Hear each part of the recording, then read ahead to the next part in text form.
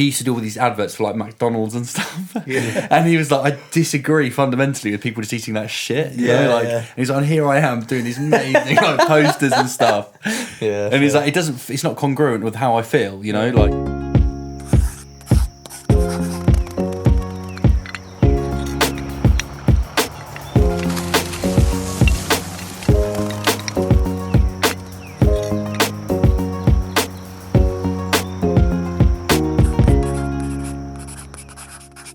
Welcome everybody to another Outside Crowd podcast.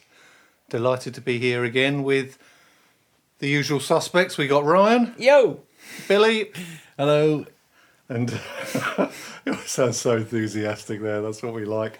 And today we are going to be talking a bit about vision, which might lead into branding as well, but sort of the vision behind your company, how you establish what your vision is, what it actually means, and how it's important to your company, how other companies deal with it. So there's quite a lot we can actually talk about, but it's important, I think, especially for all companies to have some sort of idea of what their vision is and what they're trying to achieve. So I suppose the first thing is then throwing it over to the lads for their views is what do you think you mean by vision, and how do you develop a vision?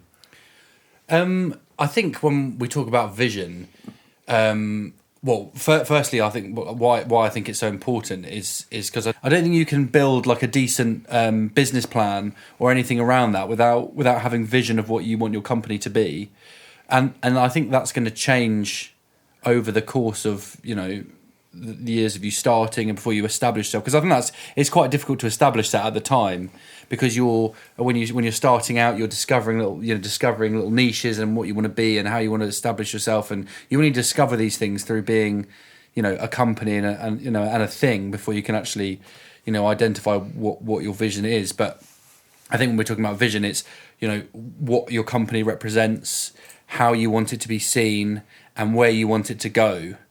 And I think it's really integral to any customer that you work for and anyone who works for you, because if you have people working for you and you've got a company that doesn't really know what it is, where it's going, how it's going to get there, or anything like that, then it seems a bit aimless, really.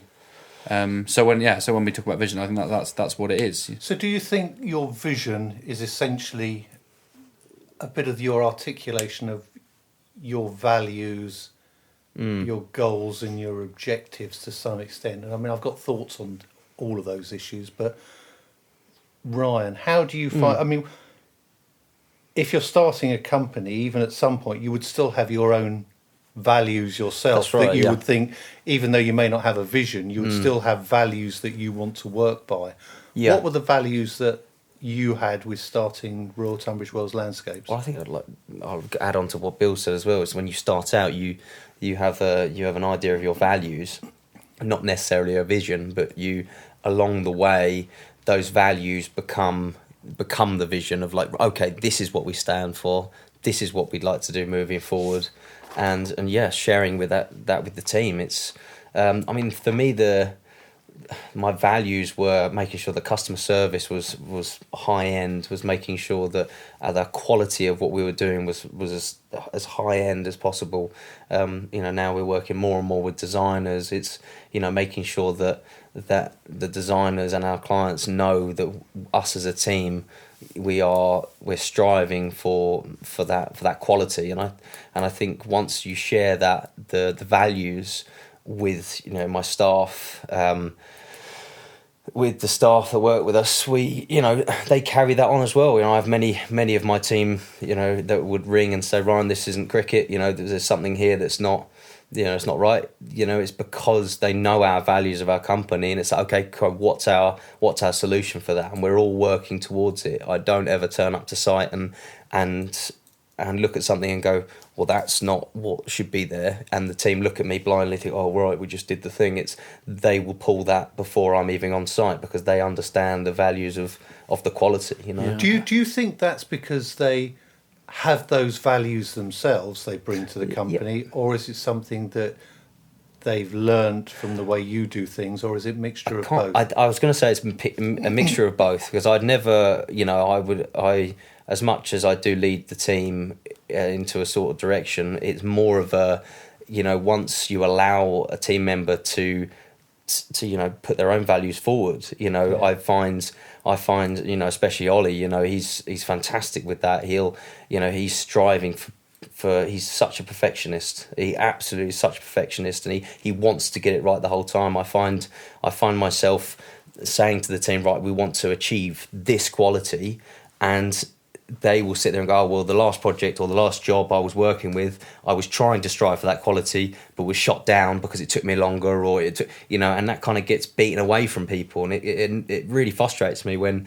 you have somebody who's young, who wants that quality, and, yes, it may take a little bit more time for that person to do, but that's where they're striving. When they get knocked down by another company saying, quick, get it in, get it fast, I always try my utmost to allow the team to have that creativeness, to have that understanding that I'm behind them because we want quality. So it doesn't just come from me. It's taken us a long time as this company to I guess go through staff that have come on board and unfortunately haven't got the ethos that we have, or bring their own forward. But now with the team we have, it's yes, everyone has that part of quality in them, as well as the company strive for that. Yeah. I think also like those values that you're talking about, they're like the foundation of your vision. Yeah. Yes. So I think that's how you start. You start out like having these values as a person. So like accountability. Yes. Innovation, teamwork, that sort of stuff. Yeah. Absolutely. They're all really important. And I think hopefully if you can create that as like a company culture, then. That should, if you get the right people in to lead other people, then that hopefully would stick. But I think, like what we're talking about is it's difficult to then go, right, this is how we operate as a machine and a person, but where do we want to go as a business, and how do we want the business to move forward? Because once you've established that, we're really responsive. We're really, all of our team members are accountable. There's really good teamwork there. We tidy up, we do this, we do that. But where do we want to be seen as the company, and where are we going? And I think that all ties into vision. Yeah, because I think there's a lot more to vision, isn't there? Because you can base it around values and your objectives to some extent. And I was reading recently, there's a really good book. I'll tell you the name of it. Who was it? It was by he was a sports reporter, Simon Munday. Champion Thinking: How to Find Success Without Losing Your Thinking, without losing yourself, rather. And he talks about lots of things about sort of personal improvement through examples through sport. And he talks about one that was really interesting was how the British hockey team performed in 2012 and 2016. In 2012, they set the objective as a team objective of winning gold in London 2012. And they did well, and they all worked together and they worked hard, but they didn't make it. I think they came third. When they got to Brazil in 2016, after various difficulties in between, they sort of got together to think of a new vision. And they wanted something that wasn't based around a static goal. So one thing with like choosing gold is like a static objective. So if you choose that as your objective, you may hit it, you may not. And there may be loads of other circumstances in between which you have no control over, which might affect everything. So you're not totally in control of that. So they decided not to go with that. And what they came up with was a mantra, which was be the difference, create history, inspire the future. Lovely. And from that, it was and because the team themselves thought that up between themselves, everyone bought into it. They bought into this vision that it was not about a static objective. It was about a vision and a plan that they could all buy into it because they've all thought of it. And so if someone wasn't living up to that vision, the others could remind them, but most of them did live up to it, and virtually all of them did because they thought it up themselves. Together, and they ended up winning gold in Brazil, and it was the first time that the women's sort of British hockey team had ever got that far. So it shows sort of how important a collective vision is. By taking a step back and actually, sort of evaluating what it is that your vision is, and then instilling that through everyone is like the most important thing, right? Because and I think it's very much also having something that's like it doesn't stifle you, that type of vision, because it's like it's based around doing. It's like you're saying you're trying to inspire. That's something that's like in the moment, isn't it? You're inspiring people through what you do. It's creating history and, being a difference. So they're all action orientated rather than static goals. Yeah. And if you can bring that into your company and build a vision which is based around the doing, the bits of your company that you really, really enjoy and like doing, that's going to be something that's going to inspire you, because that's what, as business owners, you enjoy doing the most. It's like, you really enjoy, you have a love for trees. And I think you, Bill, we're recently looking at your company sort of ethos. Yeah. I remember you were saying, tell us a story about with the trees and the... So, I mean, we've spoken a lot about, how we want to progress the company. And, like, quite often it's, as you know, JB, it's very easy to talk about money straight away, isn't it? And, because ultimately a company's not going to work if the figures don't add up, really. And so how do we acquire more money? How do we do this? How do we do that? And that's a very important question, because otherwise, your company's, you've got people to pay, you've got machinery to pay for. It's just not going to work. So that has to come into it. But we've always spoken about getting commercial contracts, going into that sort of thing, and then that's like the more you think about it, you go, yeah, okay, I want to do commercial stuff, but then you start to realize how broad that is. What does that mean? The amount of companies that you could work for in that sort of sphere, and then you go, I look at these other companies on Instagram and I see big site clearance jobs, people working alongside construction companies, and it looks cool. And like ultimately, if you're a tree surgeon, I think 99% of them, everyone loves kit, everyone loves, big machinery, getting stuff done, and you see all these huge machines doing amazing things, dismantling trees without even someone in the tree, and felling and processing, and then, but also, and the money's good, and we know that, it's if you work alongside these construction companies, quite often the money is good, because you have to have the kits for it and everything like that, and when you start adding up the numbers, you're like, okay, well, this is perhaps a direction we want to go in. And then, we've our website says that we do it, and, and we've started, we want to get that interest in. But when you actually get down to it, like the other day, we got a call for a site clearance job. So it's a big pub, and it's being turned into a multiple of houses. It's got a massive garden area, big car park area, and it's it's an old school building, and I went there and I didn't meet anyone down there. He gave me the coordinates and everything. It's in the middle of nowhere, but they want to turn it into several houses.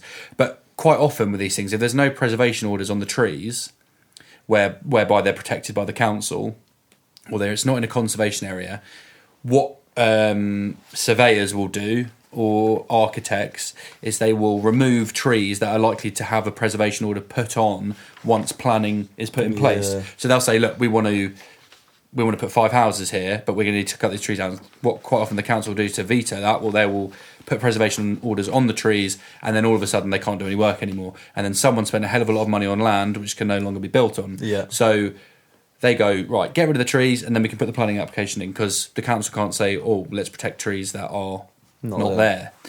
So I went there on my own, and it's in the middle of nowhere, and it was just like birds everywhere, lovely big old beech trees, Scots pines, and these things I absolutely love. I love them, and I look at them, and and quite often you're working, not to sound, I don't know what the word is, but sometimes you're working with trees and you're like, fucking hell, these things are amazing. They're incredible, and you're feeling them move, and it's all happening, and you're like, wow, that's amazing.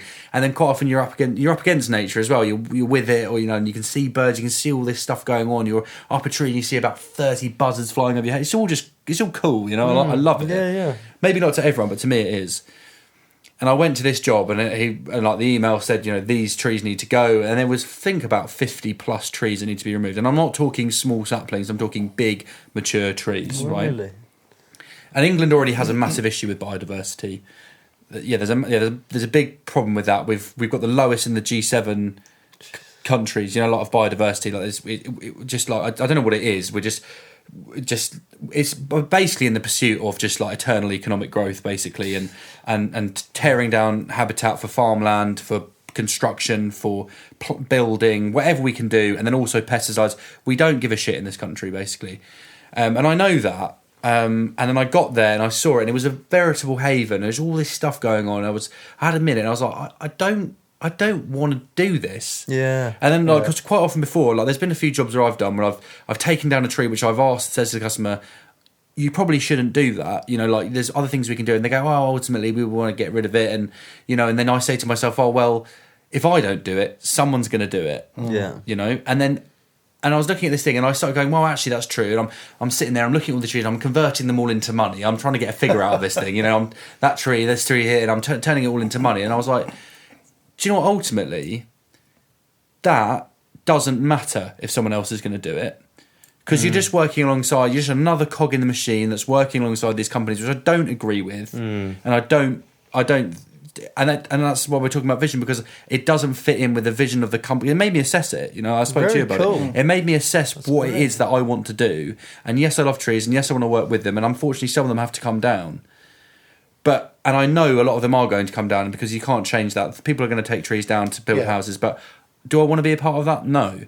Yeah. And how many companies are working on the other side of things, where you're trying to work, and because also with these companies, they have to do, if they take enough trees down, they get this, like, it's like a net, they have to have like a net carbon gain, yeah. So they might go, well, we've taken all these trees down, you're going to have to plant these trees somewhere else to compensate for the fact that you just chopped a load of trees down. Well, I'd much rather be part of the team that was planting a load of trees. Yeah. You know, I'd much rather be a part of the team that was creating habitats. Yeah. You know, that sort of thing. That's the end I want to be working on. Yes. And that's what interests me. Yeah. And the good thing about that, though, is through that action, it sort of helps you to articulate what you think are your most important values within the company, because it seems now it's not okay. You accept you might have to do some cutting down. That's part of the job. But the whole basis, once you know what your values are, you can then set your vision around that, which can then lead into your brand and your marketing, which is like our emphasis is more on conserving environment, building habitats, ensuring the survival of species and trees, and I don't know, something like that, isn't it? Rather than just saying, we come in and knock down lots of trees for lots of money.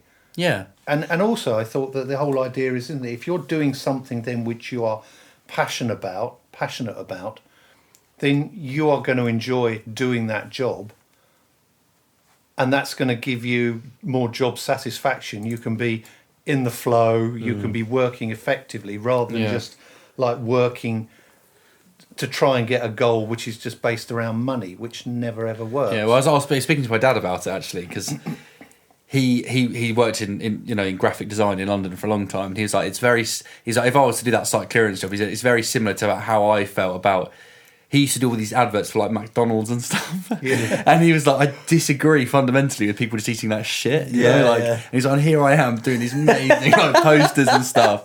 Yeah, and he's like, it's not congruent with how I feel, you know, like, and I think it's very easy, as I've not to repeat myself, but to just go, how do we make more money? Yeah, you know, and I always think businesses are set up to fail if their focus is on just money. Yeah. Where's that old Native American proverb? The only until the last tree has been cut down will the white man realise he can't eat money.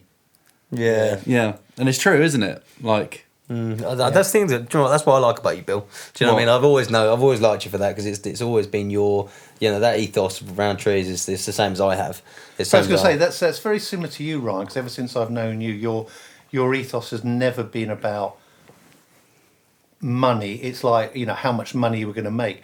I mean, you have to set that out within a business plan, but it's not the primary focus, and that's never been the primary focus with you. No.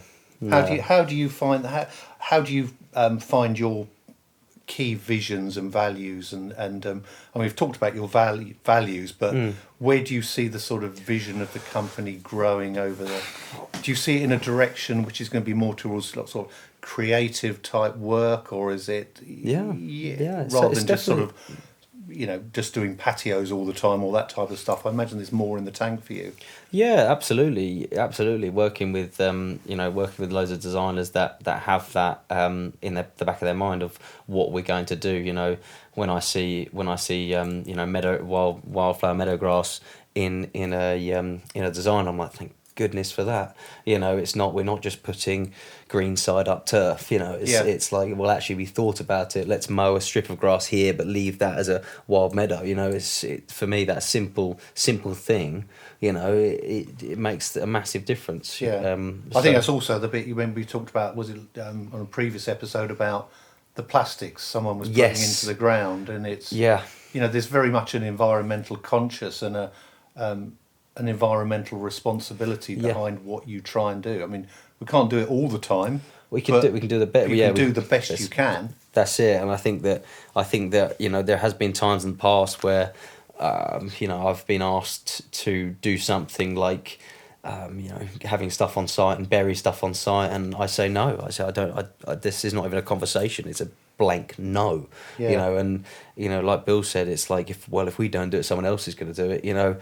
There's been times where people have said it's tricky, that one, isn't it? Because they will just bury it somewhere else. Well, it drives me mad. Like, there's no way. Like, we split everything up on site. Everything gets split up on site. In all different bags. When things go into a skip, people just load it into a skip, and it doesn't matter what it is. It's we split everything up and we take it back to our yard, and we I have to unfortunately deal with the mess. But I'd rather deal with the mess knowing that all the recyclables are going to go into that skip, and then all the scrap metal is going to go that way, and then all the it's everything is split up, and it's got it's got that ethos behind it. It's because there was a couple of things that I thought, like maybe principles behind some of the more effective visions that you can have. Is there's a couple of things I was looking into, and one was like serving a cause that's bigger than yourself. Yeah, which nice. then ties in with both of you and what you're saying, isn't it? So, looking after the environment, looking after trees, how you carry out the work, building things is much better. Having things which are not a fix for you as an individual. So basically, you're not trying to, you're not looking for something to sort yourself out through the work. You're trying to have a shared vision for your team, so everybody comes together. So it's this one here: always be powerful as a team of equals, with a vision bigger than self-aggrandizement. Wow. So you're trying to go beyond yourself. That's why I think those individual goals, like setting money as a target, never really works, because all that is, it's just basically, I want to get as rich as I can, and they're sort of doomed to failure. Yeah, the things, I guess, for me, I feel like I'm already rich. It does it. It's I am rich because you turn the light on, you've got water, you can drink out the tap. It's like, well, hang on a minute, I am bloody rich. I'm wealthy. I'm a king. I'm the king. Because king is But it's that's wealth for me, and that's Well, have you seen anyone who sees your Transit? But mate, there's not an ounce of rust on it. It's unbelievable, that Transit. I always say that. I think also, if I can just tack onto it, like the conversation. I think the conversation and the thinking around vision is the reason it's multi-layered, because it's not just I had a thought about that. Okay, that's a direction I want to go in.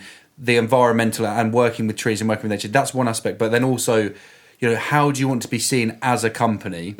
Like if I listen to how other companies have behaved, and I always like to if I can see I've got a good rapport with a customer, I'll always have a chat, like if they've got other quotes and what their service was like and how they've dealt with it and stuff, like things like responsiveness, like how quickly am I getting back to someone, and if I'm not getting back to someone quickly, how can I change that? Like what's our lead time? How are we seen by them? What do we look like when we turn up? Is everyone there polite? That sort of thing. Like that's also has to be part of the vision. Yeah, we want to be the most 5-star reviewed company around here. We want to be the easiest company to deal with. That's I know that's a difficult thing to quantify, but you can make a bloody good effort at it, I think. Well, I think it's quite simple as well, because I guess it might be, well, maybe the same as yourself, but I know myself that the lowest paid person it would start out on a broom by the mixer. And where does the mixer and a broom always sit? Out the front of a job, so I guess the people who have been here longer are out the back of the property, so your face of your company is that person who may be a labourer starting out, and he's at the front of the property. That is the person that's going to give you the next job. So if he's standing with his hands in his pockets with a hood up, which both things we do not allow on our projects at all, and stands there and says, "What, bruv? What, mate? What?" You're like, no.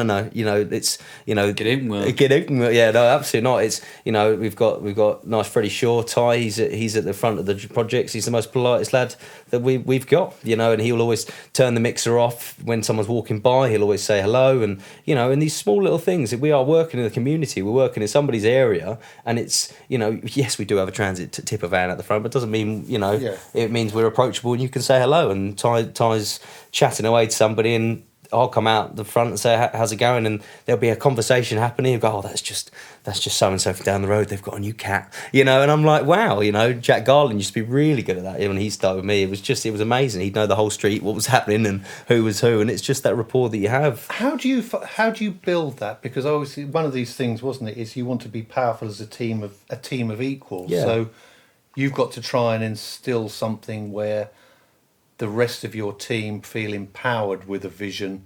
Yeah. And I suppose it's asking them what they think their vision should be. A bit like with the ladies hockey team. The group, they created the vision, so therefore they had to build into it. So do you get your team to sort of contribute ideas? Well, I guess first of all, you lead by example. I am very chatty, and I'll always talk to anybody walking by, and I'll always say hello, because you never know who your potential next customer is. You never know. So I guess you first of all lead by example, and and sharing that, saying, look, I want you to communicate, and saying that please do. Please do have a conversation with people passing. Please do say hello. Smile. For goodness sake, everybody, smile. Be happy. Like, are you happy? Well, yeah, we love what we're doing. Well, then smile. Can be tricky around here, though, can't it? Oh, I've just noticed like how angry everyone is. Oh my god! And I've got like a, and I always say it to everyone. I was like, you've got to kill people with kindness. You have to. And like, as an example, like, so yesterday, I was. We had 2 jobs going, and I was on one job, and so like, we're a bit more compressed. Like normally you can, like, if someone's angry, like there's lots of people you can sort of just like scurry away or whatever. But it was me and Tom. We're just cutting this hedge. Tom and I. Tom and I. Thank you. Sorry. Tom, I got you. Thank you very much. Thank you very much. And we're cutting this hedge. And I'd asked the guy whose house it was. I was like, "Oh, do you mind if we, I think it's going to be easy if we do it from your neighbour's side." He went, "Oh, no, they're a little bit funny around there." And I was like, "Okay, right, they're a bit funny."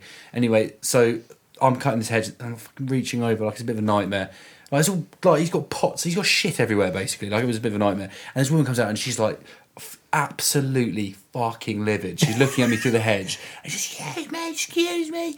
And I was like, right, okay. Stop. And I was like, hello. Yeah. How are you doing? You can't be doing. And I was like, oh, God, I'm so sorry. I'm sorry. We're sort of just doing what we were told. I didn't know that you were like, I was like, let me just try and, I tried to appease her. Anyway, she's like, by the end of it, she was like, I'm really sorry. We've just had a bit of a problem with that, And then, eventually sorted out what we're going to do. I didn't go back to our customer and say, oh, this is what they're saying. Shall we? I never do that. I go back with, I've spoken to the customer. We're just going to do this now because that seems to be a good middle ground. Because I'll try and sort of argue a good middle ground. I'm not, because if they don't speak, there's no fucking point. No. Anyway, so then I had a chat with him about it, and he's like, "Oh, okay." Anyway, and then we go into, there's another bit of the garden. He goes, "Yeah, okay. So in the back garden, you're going to need to access the bottom garden." He's like, "He's a bit funny as well." And also if it falls into the neighbours, on the right hand side, they're also a bit. I was like, "Hang on a minute. So they're funny. The person in the back's funny, and the person on the right is funny." Do you not think that maybe you're the one that's funny? Do you know what I mean? Hang on a minute. You must be the funny one. Yeah. And as soon as I heard that, I was like, right, I know exactly how to deal with you. Yeah. Do you know what I mean? Yeah, Like, yeah. I know how to deal with you, but I'm glad I sussed out that he was the funny one. I think it's always the way, isn't it? If you whatever you say comes out more, it's more a reflection of what you're like than someone else, isn't it? But no, I think there's quite a useful chat, isn't it? I mean, about vision and where we take it. And I suppose the other thing, it's like we're still developing. I suppose both of you would say you're still developing. That vision, because I think it's got to come across in the marketing as well. I'm not. And Completed. Yeah, and they're still important. ongoing He's projects, finished. really, aren't they? Super important. The king of chainsaw. He's done. So yes, they are ongoing projects. Yeah, They are. I think they're always going to be, aren't they? Yeah. and even Yeah. like big companies, they're constantly Yes. changing. Like look at Elon Musk, for example. Yeah. that he's now going to space. He's bought Twitter. You know, Twitter, like yeah. it's all changing. Like, and then Yeah. But the I one think thing, the though, bigger around- you get, the more you can achieve. Yeah, and then the more you can. Get But the one involved in thing, even things. so, even though he's branching off into different things, it's still different companies can have different shared visions and values, can't they? Yeah. Because in the same way, and they're the that's why I companies you think, want to work with as well. yeah, things like why sport is always quite a good example of how you can take lessons, like how someone crafts their vision, and use that in business, and how business can principles can be taken into sports world as well. So you know, the concept of flow as well. So if someone's, you know, tennis players are in the flow, or footballers are flow, working at their creative best without thinking about it, it's still how businesses can operate and how people can work within a business. So there's lots of good transferable skills, but that's probably something we can talk about Yeah, on I'd love to. another Well, episode. we'd love to, yeah. But finally, before we go, we have a final little section that we'd like to introduce, and this is going to be Word of the Day. Cue the jingle. So, I don't know how long Word of the Day will go on for, but today we have a Word of the Day, and I shall pass you over to Billy. So the word of the day is apricity, which means the warmth of the sun on a cold winter's day. And I think it was relevant because we're changing seasons now, and it is definitely getting colder. Next week is meant to be absolutely freezing, by the way. So There won't be that's much the word again, apricity. Apricity. Well, thank you, William. And what That does makes everyone think us about that? It makes us sound very intelligent, doesn't it? Yeah. But, okay, so we'll see if we get another word next week. Oh, I've got plenty in the tank. That'll be interesting. But once again, thank you everyone for listening. I think the listenership is increasing. Anyone who wants to come on, drop us a line. Be great to hear from you. We have got some more guests lined up for in future weeks, so there's quite a few good people coming on. And sign off. So thanks to Ryan. Cheers, guys. Thanks to Billy. Cheers, guys. And here's from me, JB. Until the next Outside Crowd podcast.